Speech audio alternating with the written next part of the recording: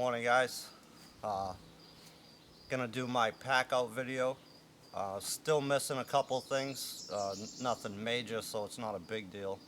But I had quite a few requests to do this while I was away in Afghanistan. I obviously couldn't do it out there, so got my stuff together for the most part. So I'm gonna run through both my summer and my winter pack outs one video here. Being that it's springtime, I'm pretty much packed for the spring and summertime, but I do have my winter stuff with me just to show you what I carry. The things I'm missing mostly pertain to food storage containers. I'm still trying to figure that out on what works best for me in my pack. So, and mainly cooking oil is the one I'm looking at, but then a couple things for like dry goods. But right off the bat, I got the Woodsman pack, Pro pack. Got my 19-inch Wetterlings that keep right on the side of that. Got my Woodsman Trapper on my hip today. Just got those in, so I was pretty excited about that. There was a gentleman on YouTube, I believe it was Unopsec was his name. He had a pretty detailed list of what he wanted to see on this video, so hopefully I'll cover that. Also have another axe here. It's the Grandpa's Brooks Scandinavian Forest Axe.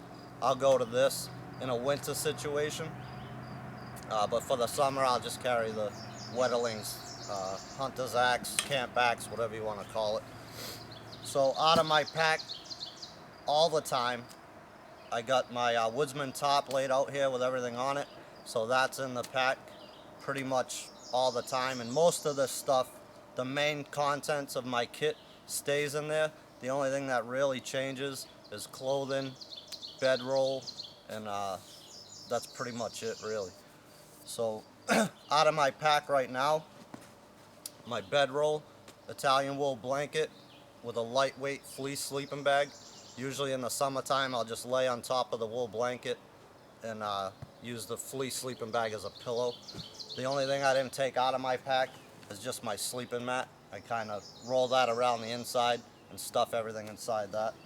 So that stayed in there, and then I got my 3 pockets on the front that we'll get into at the end here. So my bedroll, and it has a couple bungee cords on that. Another question I had, I think it was on Facebook, was how do I take a bucket style pack and organize it so I don't have to dig through all kinds of crap to get to something I'm looking for. So this is what I've come up with. Years in the military, I kind of use the same type of system with plastic baggies and stuff, socks, underwear, stuff like that. Just makes it easier to get at things. Kept them dry as well, but that's kind of how I set up my pack now. So I have a Sea-Line dry bag. This is the 20 liter, which I'll carry on my store as well. But I'll go through that real quick. Got a emergency space blanket in there. First plastic Ziploc bag. Can't remember, these might be a 1 quart, I think, something like that. Not really sure. This is just my tool bag. I have 4 different sharpeners. I got the DC4, the puck sharpener, a ceramic sharpener for my fillet knife, which we'll get to, and a diamond rod. I have the Baco saw in here, and then the Pathfinder spear point. So that's pretty much all that's in this bag. Again, keeps all my tools, sharpening gear, one spot in one bag, so it makes it easier for me to get to it. Another plastic baggie here, Ziploc, same thing. This has got all my paracord in it, and a 50-foot roll of duct tape. So that's some of my cordage. Large first aid kit. Just a mesh bag. One side's got a microfleece towel for washing up, extra bandana. The other side's got the Aquamira Pro filter, toothbrush, and toothpaste.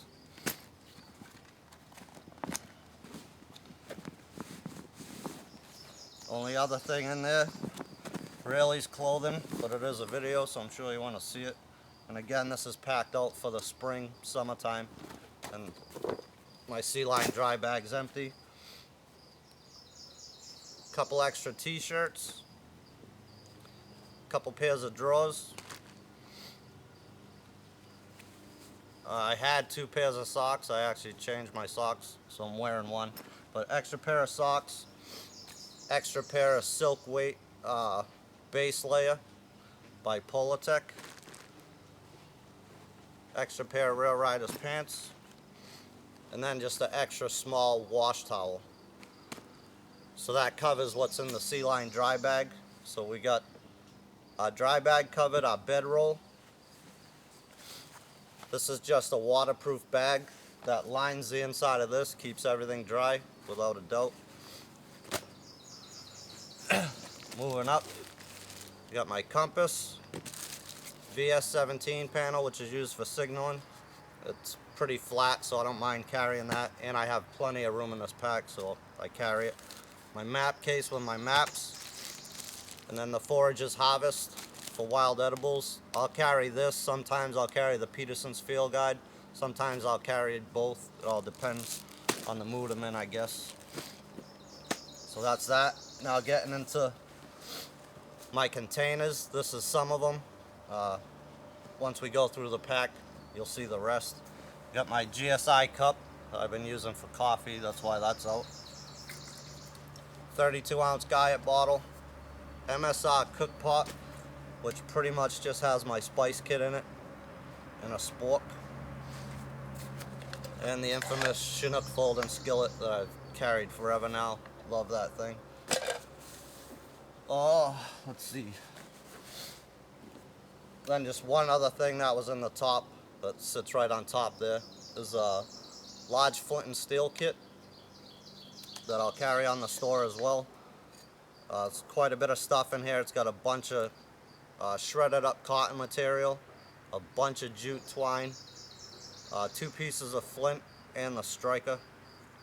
So this is the large kit that I carry. I actually carry 2 of them.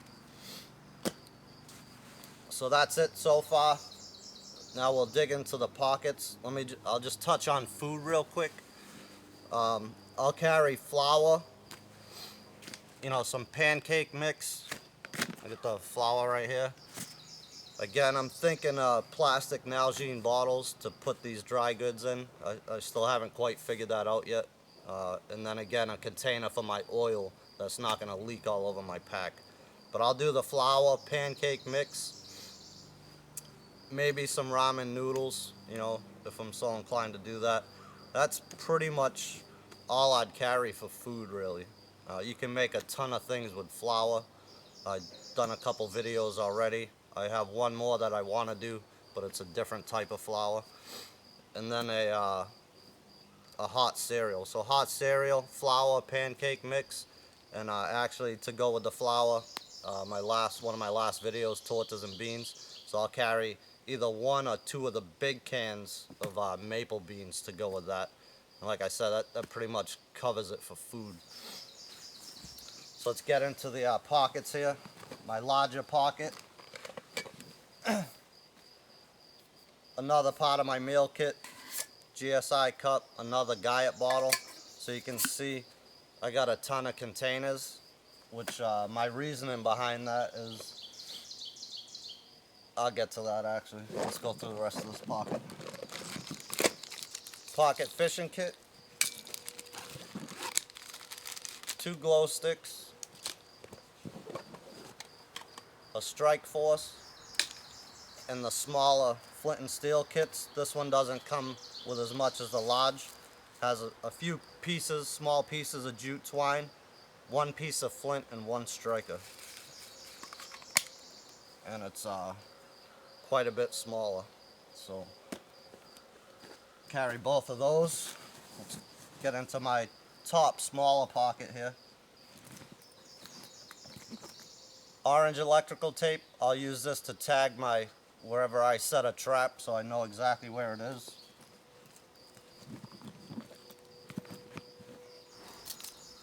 I have 3 yellow tubes here. On the outside, it's got some extra fishing line on each. 2 of these have assortments of different size hooks, and the other one has lead weights, which are illegal now, by the way. And then just a small pill container, and it's got 2 different lures in that. So all of this goes with my pocket fishing kit.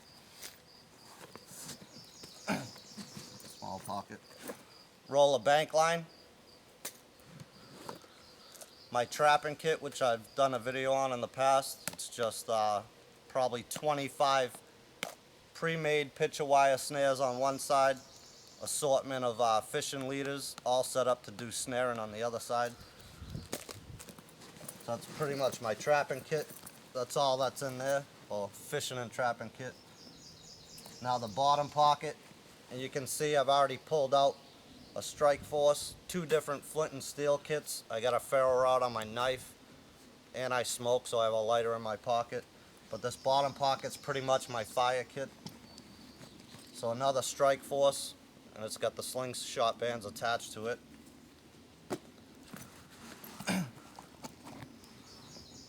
Stormproof match kit. Mini Inferno. I got a bag here with 3 different types of flint in it, which I'll also be carrying on my store. And then my fire kit that I've had forever now, pretty much since I started doing this. Inside of this, 3 wet fire cubes, some dryer lint, a bunch of jute twine, a Doan's bar, and a Fresno lens. So plenty of ways to start fire, as you can see. You know, if you're like me and you can't knock out a bow drill fire in 3 seconds like a lot of people on YouTube, that's why I carry so much fire. So that's pretty much the contents of my kit all the time. Like I said, the only thing that's going to change is my clothing and probably my bedroll. So we'll get to that right shortly. Alright, just a couple things I missed. I actually noticed it when I went through my big pocket. I was missing a couple things. That's because I shot my favorite knife video, and I took all them knives and put them in a box and left them at home by accident.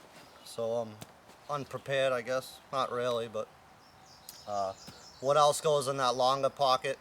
I carry three other knives. 2 of them are Moores. I carry the Clipper and the Triflex Bushcraft series knife. And then I have a 4-inch fillet knife. In my Meet the Bushcrafters video, I talked about, my uncles and my cousins kind of got me into hunting, fishing, trapping, stuff like that back in the day.